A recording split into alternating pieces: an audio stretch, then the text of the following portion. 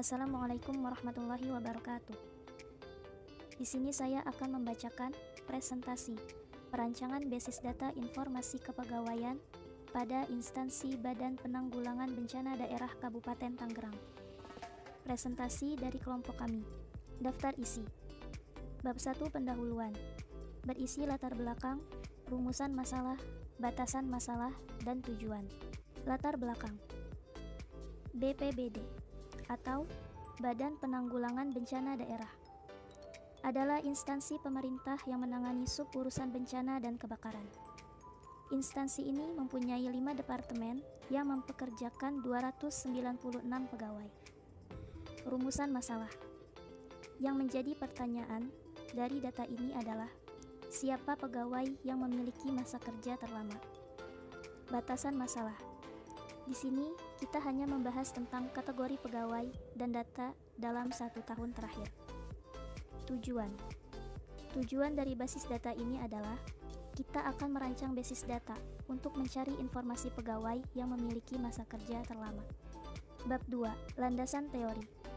Di sini kita akan membahas tentang perancangan basis data, yaitu proses dalam merancang basis data. IRD, yaitu proses penggambaran atau perancangan data dengan diagram. Dan SQL, yaitu proses implementasi dari perancangan basis data.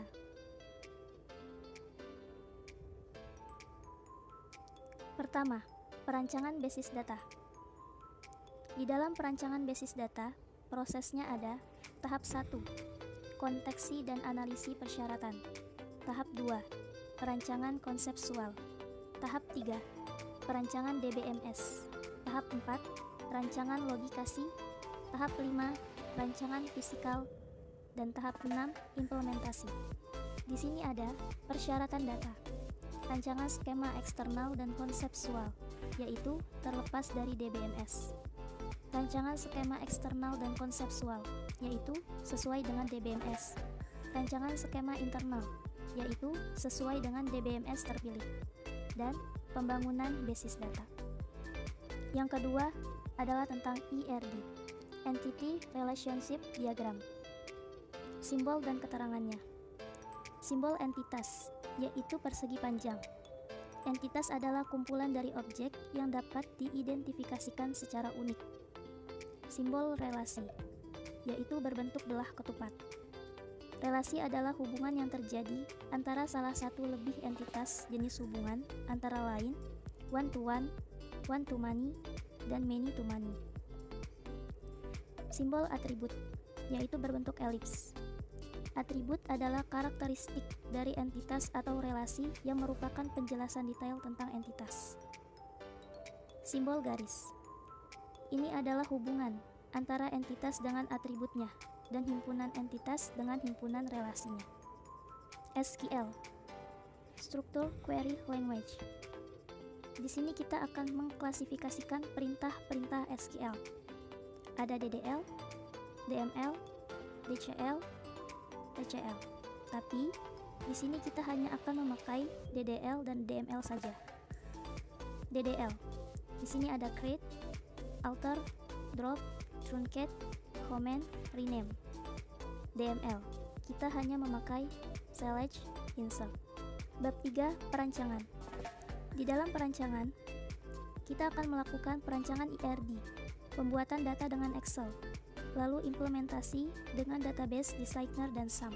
Untuk perancangan IRD, di sini akan ada 3 tabel, yaitu tabel pegawai, bekerja, dan departemen. Jadi, pegawai bekerja di departemen. Terdapat 3 buah tabel. Tabel pegawai berisi 3 kolom, yaitu ID pegawai, nama pegawai, dan jabatan. Tabel departemen berisi 2 kolom, yaitu ID departemen dan nama departemen. Tabel bekerja berisi 3 kolom, yaitu ID pegawai, ID departemen, dan masa kerja. Tipenya adalah many to one.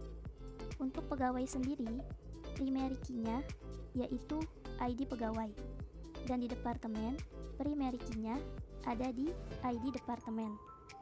Lalu, untuk di tabel bekerja, kita memakai foreign key yang diambil dari tabel pegawai dan departemen, yaitu ID pegawai dan ID departemen.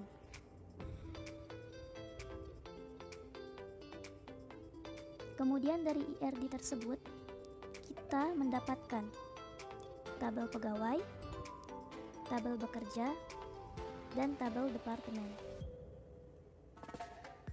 ID pegawai menggunakan tipe integer dengan panjang karakter 10. Di sini adalah primary key-nya.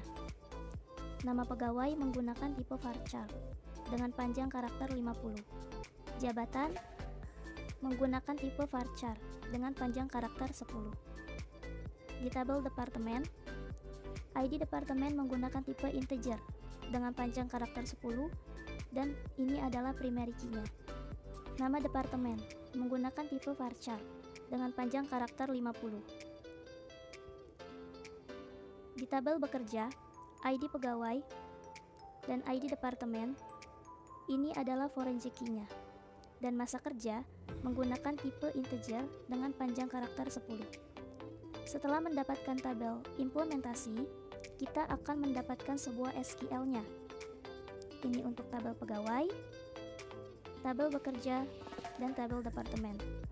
Dan ini alter table untuk menambahkan foreign key di tabel bekerja ke tabel pegawai, tabel bekerja ke tabel departemen. Perancangan penyiapan data. Di sini ada penyiapan datanya, yaitu pegawai. Kita menggunakan data 20 pegawai yang terbagi jabatannya antara ASN dan non-ASN. Departemen, terdapat 5 departemen, yaitu Departemen Pemadaman dan Penyelamatan, Kepegawaian, Keuangan, Rehabilitasi dan Renko. Perancangan penyiapan data. Di sini ada penyiapan datanya, yaitu kita menggunakan data 20 pegawai yang terbagi jabatannya antara ASN dan non-ASN. Departemen, terdapat 5 departemen, yaitu Departemen Pemadaman dan Penyelamatan, Kepegawaian, Keuangan, Rehabilitasi dan Rekonstruksi, Pencegahan dan Kesiapsiagaan. Dan untuk lengkapnya, lookup ada di sini, yaitu ID pegawai, ID departemen, dan masa kerja. Bab 4, implementasi. Dari SQL yang didapat, kemudian kita akan implementasi. Di sini kita menggunakan DB Designer dan XAMPP. Untuk DB Designer, ini adalah SQL-nya. Drop table, create table, alter table. Lalu, ini adalah tampilannya. Pegawai, bekerja, departemen. Pegawai yang terhubung dengan bekerja, dan departemen yang terhubung dengan bekerja. Dan ini adalah tampilan di XAMPP. Sama seperti DB Designer, hanya saja tampilannya lebih berbeda. Kesimpulan. Dari perintah ini, kita bisa mendapatkan siapa pegawai yang memiliki masa kerja terlama, yaitu adalah Selvanus Henry Donald Manuhutu, SE. Jadi, kesimpulannya adalah perancangan ini akan memudahkan kita dalam mendapatkan data jabatan pegawai berdasarkan departemen, dapat menyimpulkan jumlah pegawai dalam satu departemen, serta mendapatkan informasi pegawai berdasarkan lama masa kerja. Sekian presentasi dari kami. Terima kasih. Wassalamualaikum warahmatullahi wabarakatuh.